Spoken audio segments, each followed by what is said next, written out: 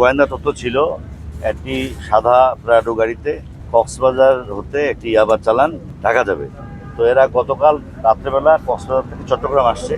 চট্টগ্রাম আসার পর তারা ওখানে হোটেলে খাওয়া দাওয়া করে রেস্ট করার পরে ওরা ভোরবেলা রওনা করছে। তো রওনা করলে আমাদের তো তথ্য আমাদের গোয়েন্দা আমাদের কার্যক্রম চলমান ছিল। এরপরে আমরা আমাদের এই যে জাগরজুলি যে কৃষ্ণনগর এই জায়গাটার নাম, এখানে আমাদের টিম আটক করার পর দুপুর আনুমানিক 12টা বা 12:15টার সময় আটক করার পর আমাকে খবর দেয়, আপনাদেরকে খবর দেয়। আপনাদের সামনেই আমরা খুললাম। এখানে মোট 30টি প্যাকেটে এক একটা প্যাকেটে 10,000 করে মোট 3 লাখ পিস ইয়াবা ছিল, যেটার বাজার মূল্য আনুমানিক 15 কোটি টাকা। এখানে আমরা ফয়সাল এবং আরেকজন আছে আমানুল্লাহ, দুজনকেই আমরা গ্রেপ্তার করেছি একটা প্রাডো গাড়ি সহ। তো এই ইয়াবার চালানটি ঢাকায় যাচ্ছিল।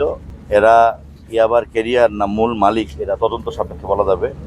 আমরা এই ইয়াবার চালান এবং মাদকের বিরুদ্ধে যে আমাদের অভিযান এবং র্যালি সমাবেশ আমরা শুরু করেছি, তারই ধারাবাহিকতায় আমরা বড় চালানগুলি ধরার চেষ্টা করতেছি। ছোটগুলো তো আমরা অভিযান শুরু করেছি এবং আপনারা ইতিমধ্যে রেজাল্ট টের পাবেন।